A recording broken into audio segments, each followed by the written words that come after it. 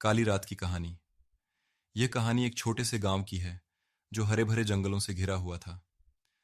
गांव के लोग बड़े शांतिपूर्ण थे, लेकिन उनमें से कुछ ने एक रहस्यमयी और डरावनी घटना के बारे में सुना था जो रात के अंधेरे में घटित होती थी।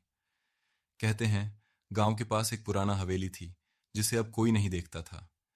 लोग कहते थे कि उस हवेली में कुछ बुरा था और वहां रात को जाने से बचना चाहिए। एक दिन गांव में एक युवा लड़का अजय आया। वह शहर से था और नया था गांव में। उसने सुना था उस हवेली के बारे में और उसे जानने की इच्छा थी कि लोग क्यों डरते थे। अजय का मन बहुत साहसी था और वह नहीं मानता था कि कोई भी चीज उससे ज्यादा शक्तिशाली हो सकती है। एक रात जब चांद पूरा था और हवा हल्की थी, अजय ने हवेली की ओर चलने का निश्चय किया। गांव के लोग उसे रोकने आए, लेकिन अजय ने उनकी बातों को नजरअंदाज किया और अकेले हवेली की ओर बढ़ गया।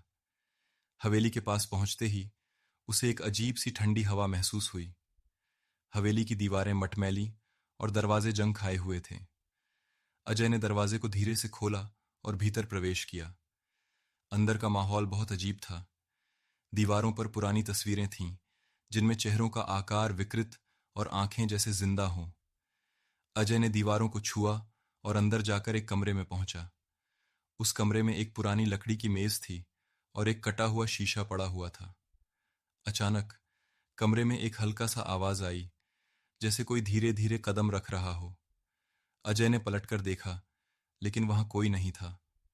वह थोड़ा डरा, लेकिन फिर भी अपनी उत्सुकता पर काबू पाते हुए वह मेज पर रखे शीशे की ओर बढ़ा।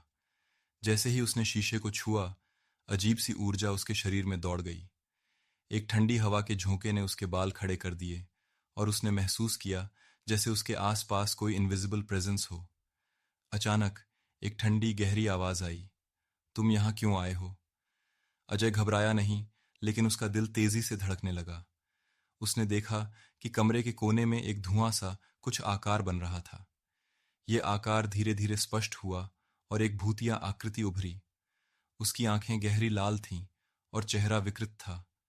वह आकृति धीरे धीरे अजय की ओर बढ़ी